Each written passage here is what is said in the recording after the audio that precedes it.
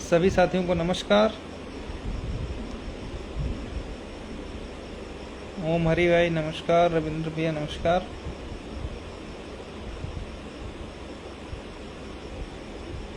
विवेक भाई, दीपक भैया नमस्कार।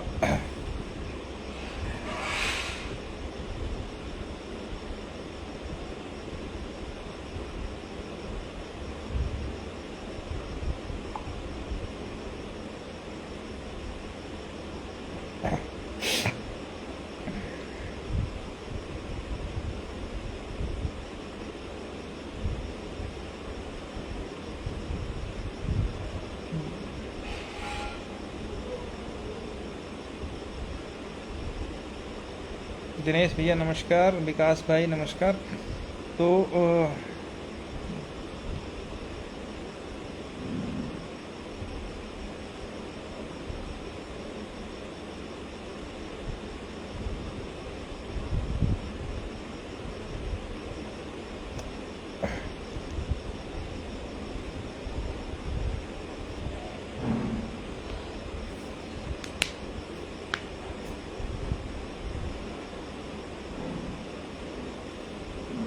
ज़्यादातर साथी जुड़ चुके हैं। जो लोग नहीं जुड़े हैं वो लोग बाद में यूट्यूब के माध्यम से बाद में देख सकते हैं। जो लोग जुड़ चुके हैं वो थोड़ा सा एक बार लाइव सेशन को शेयर कर दीजिए ताकि जो लोग मैक्सिमम लोगों तक अपनी बात पहुंचा सकें।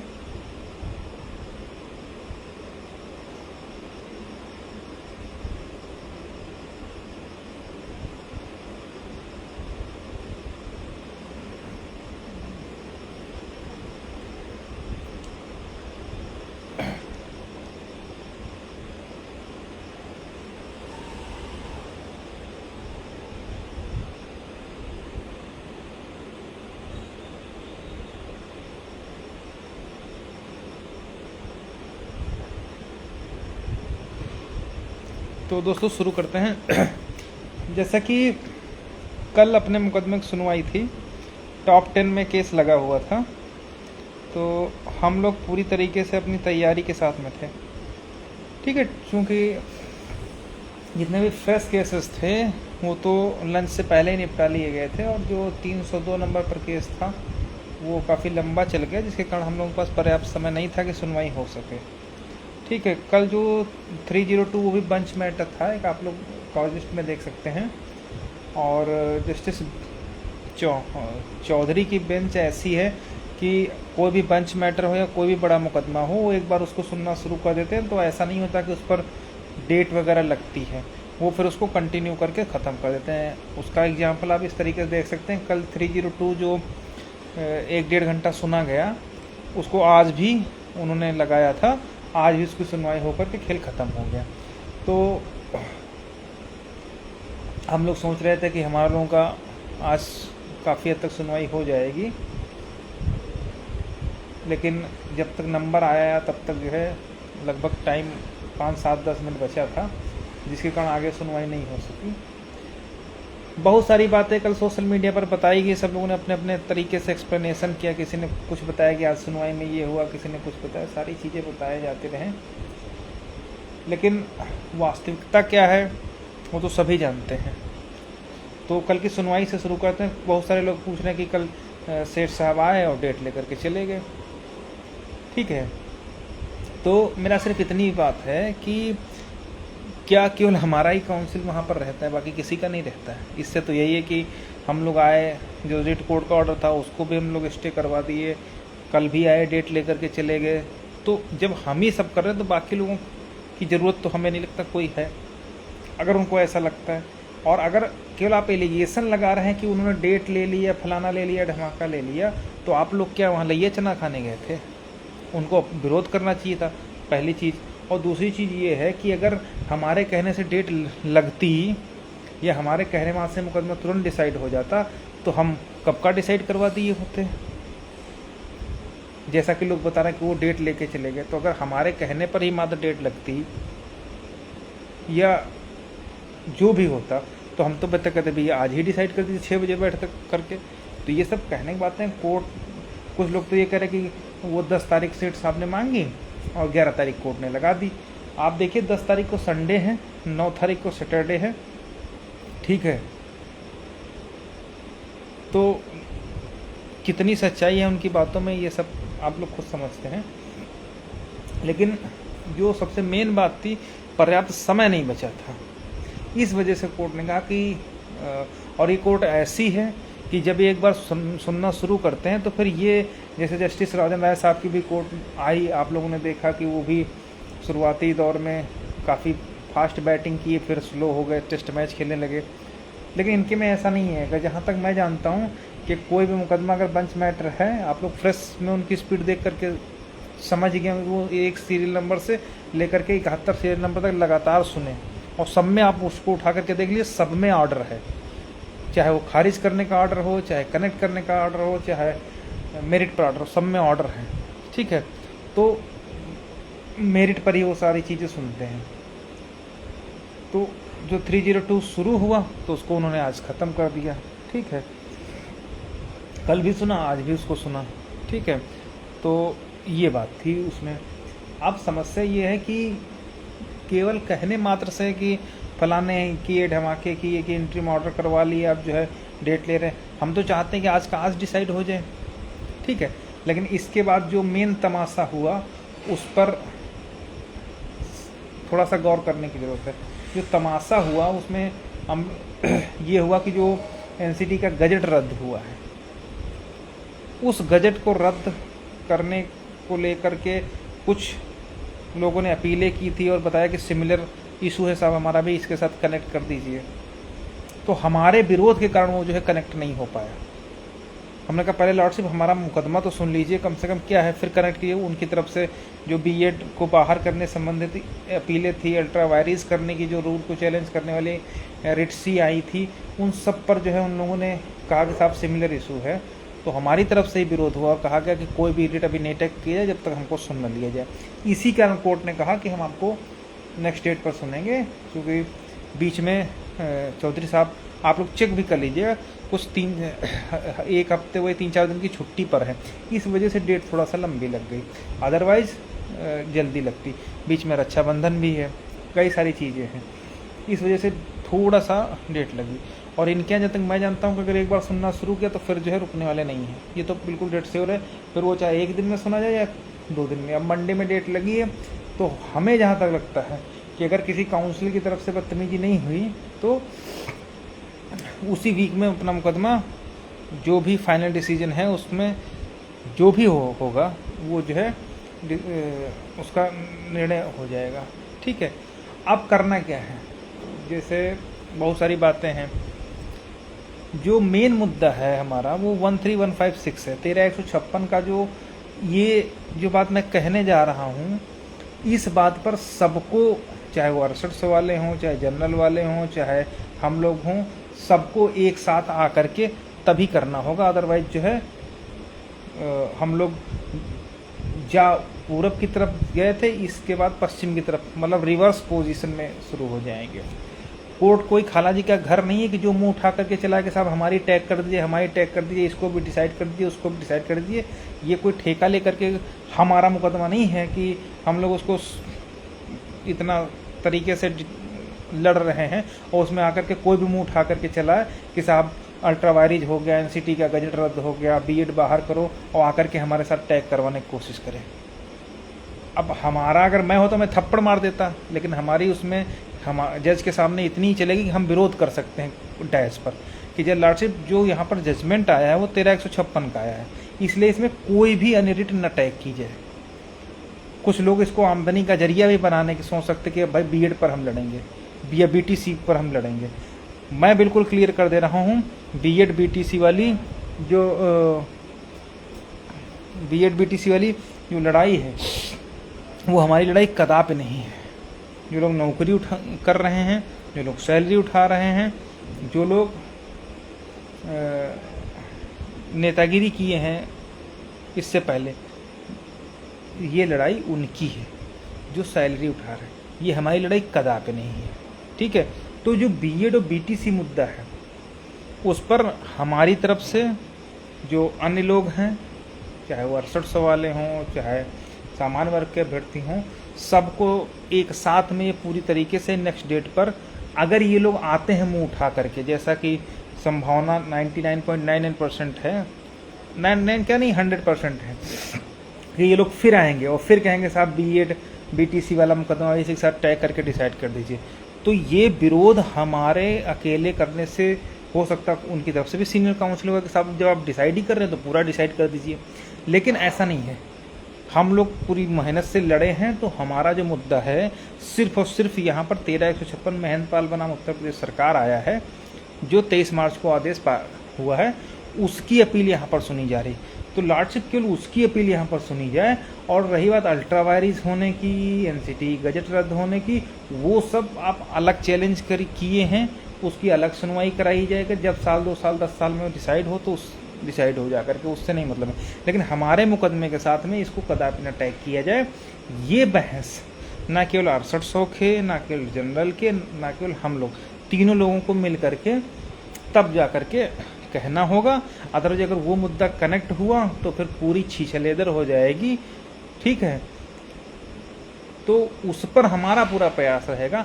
हम लोग लिखित आर्गूमेंट भी, लिखित ऑब्जेक्शन भी दाखिल करेंगे कि जो 13/156 को चुनौती देने वाली अपीलें आई हैं, सिर्फ और सिर्फ उन्हीं को सुना जाए।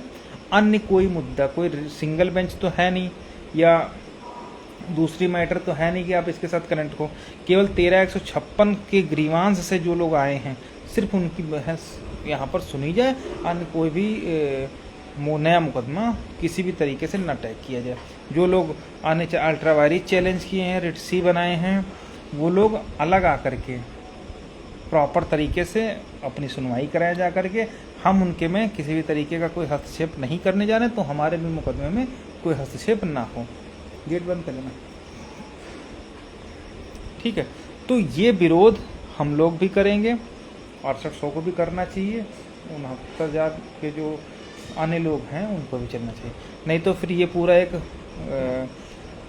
हौस पौज वाली स्थिति होगी, मछली मंडी बननी सकती है।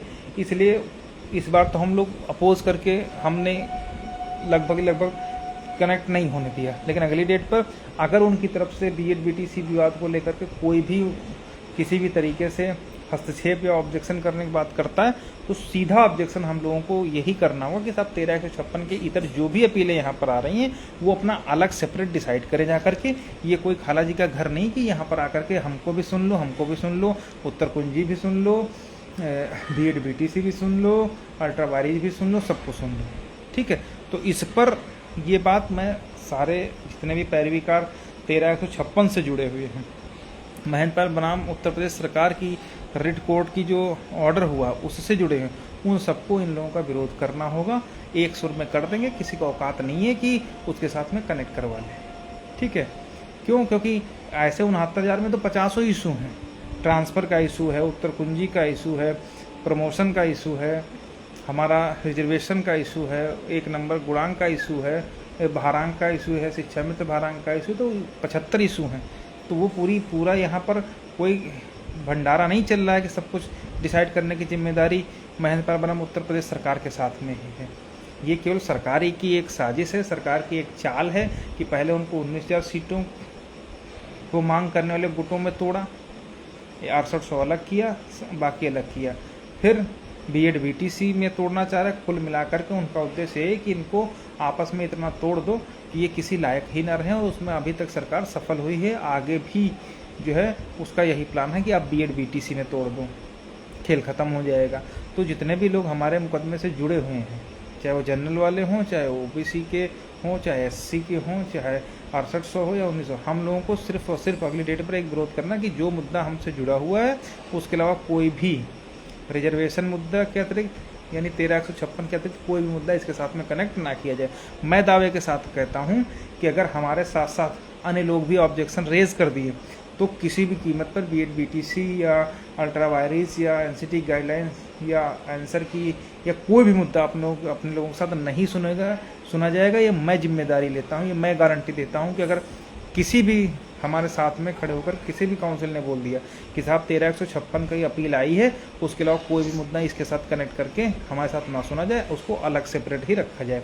इतनी बात अगर सब लोग कह देंगे तो किसी भी कीमत पर जो है नहीं सुना जाएगा। ठीक है, ये चीज़ें।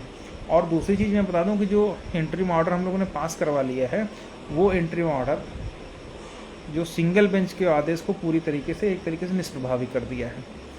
जो लोग कहते थे कि हमने रिविजिट करवा लिया, ये करवा लिया, वो करवा लिया, वो मैंने पहले भी कहा था कि कुछ नहीं होगा। कुछ लोग यहाँ तक कह रहे थे कि हम जो है कोर्ट में लिस्ट दिखानी है, ये करनी है, वो करनी है, और सरकार रिविजिट कर सकती है। तो ये सब ख्याली पुलाव हो गए, ख़त्म हो चुका है। केवल एक मुद्दा सुना जाएगा, दैट इज़ ATRE। ठीक है, ATRE पर ही हम लोगों को सुनवाई करानी है। रिजर्वेशन कहाँ लगना है, कैसे लगना है, बस उतना सा मुद्दा है 15-20 मिनट का। ठीक है, अब उसको कितना खींचा जाता है वो अलग की बात है, लेकिन मैं यही उम्मीद करूँगा, जहाँ तक मैं समझ पा रहा हूँ और सबको मालूम है, बहस की शुरुआत हम ही से होगी, हम ही सबसे पहले खड़े होंगे, हमारी ही बहस होगी, उसके बाद जिसको मर्जी उसको बोलना होगा। ये रिट कोर्ट में भी सब लोगों ने देखा। बाकी कोई कहे चाहे जो कुछ कि हम ये कर दिए, वो कर दिए, जो लोग हमारे साथ जुड़े हुए हैं, आप लोग कभी भी आकर के देख लीजिएगा, केवल हम ही लोग सबसे आगे खड़े होते हैं, सबसे पहले शुरुआत करते हैं, और हम ही बोलेंगे। हमारे हटने के बाद भी जिसको कुछ बचेगा तो लोग बोलने के लिए बचेंगे। ठीक है, ये सारी बातें हैं। तो ये सारी बातें हैं। बाकी फिलहाल मोटा मोटा यही कि जब तक ATRE नहीं डिसाइड होता है, किसी को जो लोग 6800 2200 कर रहे हैं वो भी अपना भूत उतार लें तो ज़्यादा बेहतर रहेगा। ATRE पर ढंग से पैरवी कर लें, हमारा होगा, हमसे पहले उन लोगों का होगा, बस इतनी सी बात है। और अगर कोई हमको अपना दुश्मन समझ रहा है तो समझता रहे, उसका कोई जो है इलाज नहीं है। ठीक है, तो ये बात हो गई। अगली डेट पर, जैसा मैंने फिर एक बार रिपीट करूँगा, सबको मिल करके किसी भी नए मुकदमे का, रिजर्वेशन के इतर नए मुकदमे का जो है कनेक्ट नहीं होने देना है।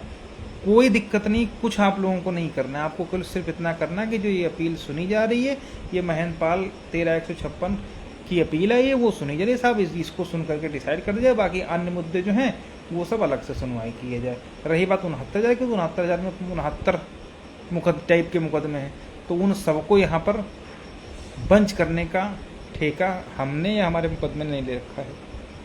उसको सेपरेटली जिसको डिसाइड करना हो डिसाइड करें। हमारा मुकदमा चूँकि नॉट बिफोर OP शुक्ला है, इस वजह से आपके पास आया है, तो आप हमारा मुकदमा डिसाइड करें। बाकी लोग तो स्कीम का फ़ायदा उठा करके आ रहे हैं कि कुछ मिले तो नेतागिरी शुरू हो, चंदा इकट्ठा करना शुरू, बस ऐसे ही लोग उसमें हैं। तो हमारी तरफ से तो पूरा विरोध होगा। बाकी लोग अगर ध्यान दे करके अपोज करेंगे तो होगा। अब यहाँ पर उत्तर प्रदेश में सबसे बड़ी समस्या क्या है? सबसे बड़ी समस्या NCT ने गजट तो रद्द कर दिया है, लेकिन चूंकि उत्तर प्रदेश बेसिक शिक्षा नियमावली 1981 में B.Ed की एंट्री स्थापित हो चुकी है। अब जब एंट्री स्थापित हो चुकी है तो उसको रद्द करने की पावर सिंगल बेंच तक में है ही नहीं, उसकी पावर डबल बेंच में। इसीलिए वो लोग, क्योंकि हमारा मुकदमा डबल बेंच में चला, इसलिए ये लोग उसको अल्ट्रा वायरिज बना करके डबल बेंच में ला रहे हैं। क्योंकि जब तक उत्तर प्रदेश की बेसिक नियमावली का रूल जिसके तहत B.Ed को शामिल किया गया है वो रद्द नहीं होगा, तब तक उत्तर प्रदेश से B.Ed को कोई भी बाहर करने की किसी की औकात नहीं है। और वो रूल रद्द करने की पावर सिंगल बेंच में है नहीं, इसीलिए उस रूल को रद्द करने की जो पावर है वो डबल बेंच में है। इसीलिए कुछ लोगों ने सीधे रिट C बना करके अल्ट्रा वायरिज करके उस रूल को जो 1981 की नियमावली में स्थापित है उसको रद्द करने की प्रेयर करी है। क्योंकि जब तक नियमावली में है तब तक B.Ed को कोई भी बाहर नहीं कर सकता, आज की डेट में भी। और 69,000 से तो वैसे भी कोई नहीं बाहर कर सकता है। ठीक है, फाइनली वो यहाँ से या आगे से वो बच ही जाएगा, इसमें कोई दौरा नहीं।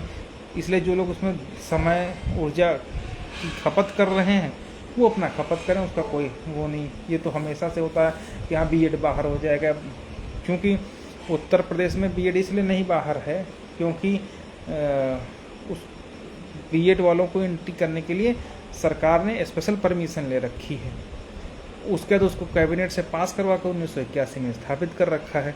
अब जब स्थापित है तो उसको बाहर करने की पावर फिलहाल तो कहीं नहीं है, लेकिन लोग लड़ेंगे, अल्ट्रावायरस बनाएंगे, बनाए लड़े अच्छी बात है, लेकिन उसको हमारे साथ कनेक्ट करवाने का जो कुत्सित प्रयास है वो ना करे तो ज़्यादा बेहतर है। करेंगे तो हम लोग भी पूरी तरीके से अपोज करेंगे, और जो भी उसके पैरवीकार होंगे जो उनके साथ भी हम लोग कोर्ट के साथ साथ हर उस स्तर पर प्रयास करेंगे जो हमारे मुकदमे छेड़छाड़ करने का प्रयास करेगा, उसके साथ भी कोर्ट के अंदर कोर्ट के बाहर भी छेड़छाड़ हो सकती है। कोर्ट के अंदर वकीलों से के माध्यम से होगी, कोर्ट के बाहर परिवीकर्ताओं के माध्यम से होगी। तो जिसका जो मुकदमा है वो अलग मुकदमा लड़े तो ज़्यादा बेहतर होगा। ठीक है। रही बात बीएड बीटीसी विवाद की, तो ख्वाब उतने ही देखने चाहिए जितने सच होने की उम्मीद हो। ख्वाब ऐसे नहीं देखने चाहिए कि जो मर्जी वो करे। ठीक है। जिसको बीएड बाहर करवाना हो बाहर करवाए, बीटीसी को इन करवाना है इन करवाए, लेकिन अपने औकात के हिसाब से अपने मुकदमे में करवाए। हमारे मुकदमे में छेड़छाड़ करने की कोशिश ना करें, नहीं तो हमको जो होगा तो बाकी हर तरीके से हम लोग करेंगे। क्योंकि जब यहाँ तक इतना लड़ने के बावजूद अगर यहाँ तक ले करके आए, अब कोई उसमें छेड़छाड़ करेगा तो फिर नतीजे उसके पक्ष में ना होंगे तो ज़्यादा उसको नुकसान पहुँचेगा हर तरीके से। तो बीएड बीटीसी विवाद में हमारे मुकदमे में छेड़छाड़ करने के लिए हम लोग कोर्ट के अंदर और कोर्ट के बाहर दोनों तरह से तैयार हैं। यहाँ पर मैं बिल्कुल स्पष्ट कर दूँ, बीएड वाले 69,000 की लिस्ट में हैं, बचे हैं, और पूरी 99.9 इनके 100% बचे रहेंगे। हाँ, कुछ लोगों को रोजगार मिल सकता है, वो अपना करे, हमको कोई आपत्ति नहीं है। और यहाँ मैं ये भी कह दूँ कि बीएड बीटीसी विवाद पर हमारी तरफ से कुछ नहीं होने जा रहा है। मैं एक बीएड धारक होने के नाते इस मुकदमे में बीएड बीटीसी विवाद में कतई इंटरफेरेंस नहीं करूँगा। जो लोग बीएड डिग्री धारक हैं और 69,000 में सैलरी ले रहे हैं, वो लोग अपनी खुद की लड़ाई लड़े जा करके, वो सेपरेट लड़े जा करके, हमारे में छेड़छाड़ हम लोग नहीं होने देंगे, ना ही हम इसको किसी उसका उगाही का धंधा बनाने देंगे। ठीक है। तो ये सारी चीज़ें हैं। और एटीआई थोड़ा सा हमारा मुद्दा 15-20 मिनट का ही है। 15-20 मिनट में ही आप ये मान के चलिए कि हमारी बहस लगभग पूरी हो जाएगी। आधे घंटे हमारे मान के चलिए, आधे घंटे में हम ख़त्म कर देंगे। उसके बाद हमें नहीं लगता कि उन लोग किसी के पास कुछ भी बोलने के लिए बचेगा, क्योंकि अगर हम समझाने में सफल हो गए जस्टिस चौधरी को या जस्टिस रंजन राय को, तो हमारे समझाने के बाद फिर आप ये मान के चलिए वो पत्थर की लकीर हो जाएगा। उसको किसी भी तरीके से चेंज कर पाना या उस मॉडिफाई कर पाना बहुत बुरी स्थिति में पहुंच जाएंगे। बाकी चौधरी साहब तो कानून की बात करते हैं, वो तो साफ साफ उन्होंने बोला कि हाँ जो है, तो उस हिसाब से तो हम लोग बहुत मजबूत स्थिति में हैं। अगर कहीं पर हमारी कमियां होती तो हम लोगों को स्टे नहीं मिलता, ये सब लोग जानते हैं। ठीक है। तो मोटा मोटा ये कहना है कि जो 11 तारीख की तैयारी है, हम लोग 2 तैयारी के साथ में आ रहे हैं। एक तो अपना पूरा बहस के लिए आ रहे हैं कि जो एटीआरई मुद्दा है डिसाइड कर दिया जाए, उसके बाद चाहे लिस्ट रद्द की जाए, पिटिशनर को दिया जाए, कैसे भी की जाए वो कोर्ट के ऊपर है। फिलहाल एटीआरई को डिसाइड कर दिया जाए। इसका जो बीएड बीटीसी विवाद को इसके साथ में कनेक्ट करवाना चाहते हैं, उसके लिए मैं उन्हें बता दिया कि हम लोग तो अपोज करेंगे, और हम उम्मीद करते हैं कि जो हमारे बाकी साथी भी हैं, चाहे जनरल की तरफ से हों चाहे 68 की तरफ से, उनको भी एक सुर में ये कहना है कि लॉर्डशिप यहाँ पर 13/156 की अपील आई है, उसको डिसाइड किया जाए। बाकी 69,000 में 69 टाइप के मुकदमे हों, तो वो सब मुकदमे सेपरेट चल रहे हैं, उनको सेपरेट ही रखा जाए, और उसी के साथ में बहस अपना अलग वो लोग करें, हम लोग अलग करें, हमारे साथ किसी को न टैग किया जाए। बाकी जहाँ तक मैं समझ पा रहा हूँ 100% मैं आश्वस्त करता हूँ कि एटीआरई पर हम लोगों को जीत मिलेगी, और उसका पहला स्टेप जो सिंगल बेंच के जजमेंट के ऑपरेटिव पोर्शन पर स्टे हम लोगों ने लिया है, वहीं से प्रूफ हो जा रहा है। ठीक है। टीईटी की बात है तो टीईटी का कोई मुद्दा नहीं है। जब एटीआरई बहस होगी तो टीईटी तो उससे पहले का प्रोसेस है। एटीआरई डिफेंड होने के बाद टीईटी का कोई मतलब ही नहीं रह जाता। हालांकि हम लोग पूरी तरीके से तैयार हैं, और अगर किसी तरीके का इशू आएगा तो उसके लिए भी हम लोग तैयार हैं। बाकी जो फाइलें हुई हैं, जो लोग कनेक्ट करवाने का प्रयास कर रहे हैं, वो भी हम लोग फाइल निकलवा करके देख लेंगे क्या इश्यूज़ हैं, क्या क्या हैं, तो वो सब करेंगे। फिलहाल मोटा इतना है कि कोई भी इशू उन रिजर्वेशन और 13/156 के 23 मार्च के आदेश के इतर अगर इससे कनेक्ट करवाने का प्रयास करता है तो हम लोगों को इतना सक्रिय रहना पड़ेगा। थोड़ा सा अपने जो काउंसिल्स हैं, हम तो बताते रहते हैं, उन लोगों को ब्रीफ रहना पड़ेगा कि साहब 1356 के अलावा कोई भी जजमेंट इसमें अगर आता है तो उसको साफ कनेक्ट ना किया जाए। ये काम सबको करना चाहिए, 6800 को, जनरल को और हम लोगों को भी, हम लोग तो करते ही हैं। ठीक है, तो उम्मीद है अगली डेट जब होगी तो अगर बीएड बीटीसी विवाद, उत्तर कुंजी विवाद या इस तरह का कोई भी गिरोह आकर के कनेक्ट करने का प्रयास करवाता है तो हम लोग अपने काउंसिल को इतना तो ब्रीफ करके ही रखें कि साहब 13/156 के जजमेंट को चुनौती देने के अलावा जो भी मैटर सुनाता जब से रिलेटेड आते हैं उसमें कनेक्ट करने के लिए कहा जाता है, उनको इस मुद्दे के साथ कनेक्ट ना किया जाए। बस इतनी सी बात है, हम लोग पूरा प्रयास करेंगे। बाकी 11 सितंबर की हम लोग तैयारी कर रहे हैं, अभी से हैं, कोई दिक्कत नहीं है।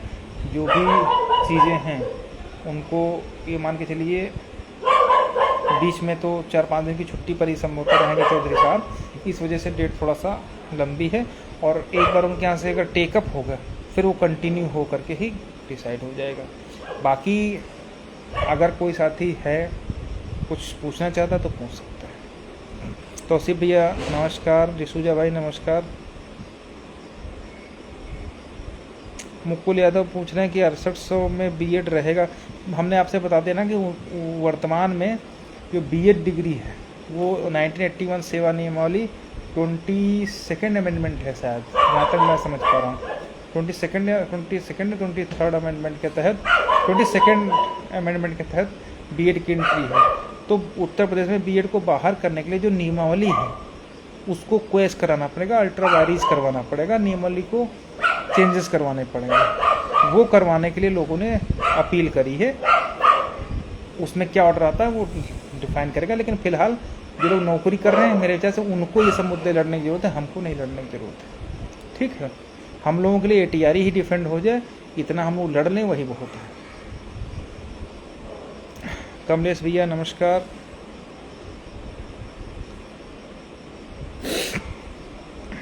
ज्ञान प्रकाश भाई नमस्कार। ज्ञान प्रकाश भाई पहले एटीआरई पर कितना, मुझे ज्ञान प्रकाश भाई मैं आपको बता दे रहा हूँ कि एटीआरई पर हम आपको मुकदमा जितवा के देंगे, इतना भरोसा रखिए। जब एटीआरई जीत जाओगे तो टीटी का कोई मतलब नहीं रह जाता। हरिओम भाई बता देंगे क्या नाम है।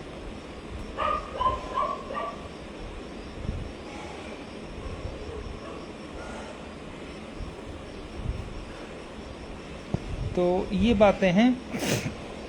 फिलहाल थोड़ा सा जैसे डेट लंबी पड़ जाती है तो हम लोगों के लिए भी अफसोस होता है, लेकिन बड़ी आसानी से कह देना कि उनके वकील आए डेट लेके चले गए। तो अगर हमारे वकील आते हैं, अगर वो डेट लेके चले जाते हैं तो वो कल की भी डेट क्यों नहीं ले लेते हैं, अगर हमारे काउंसिल के कहने पर ही सारे काम होते हैं।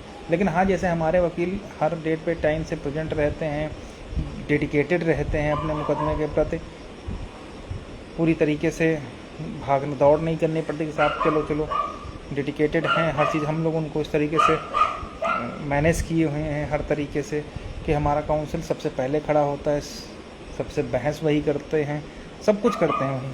तो उम्मीद करो कि बाकी लोग भी अपने वकीलों को साथ में ले आया करें। ठीक है, तो ज़्यादा बेहतर परिणाम होंगे। उदितकर भाई नमस्कार। उदय भाई, हम लोग अपनी प्रयास तो कर रहे हैं, लेकिन अब वही चीज़ है कि हर चीज़ हमारे हिसाब से नहीं हो सकती है।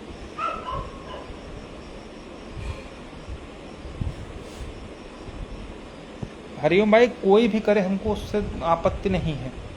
हमारी आपत्ति सिर्फ इस बात से है कि 13/156 महनपाल के अतिरिक्त इस मुकदमे में कोई न अटैक करवाने पाए। ठीक है, और हम इसका विरोध कल भी किए थे, आने वाली हर डेट पे करेंगे। ठीक है, जो लोग भी हैं अपना लड़े, जाकर बीएड बाहर करवाना है बाहर करवाए जा करके। बीटीसी को डीएम बनाना चाहें, बीएड को चपरासी बनाना चाहें, अपना करवा ले जाकर के, कोर्ट से करवा ले जाकर, नियमावली रद्द करवा दें, मोडी अल्ट्रा वायरेज करवा दें, हमें कोई दिक्कत नहीं। हमारे मुकदमे में उंगली ना करे, बस इतनी सी बात है।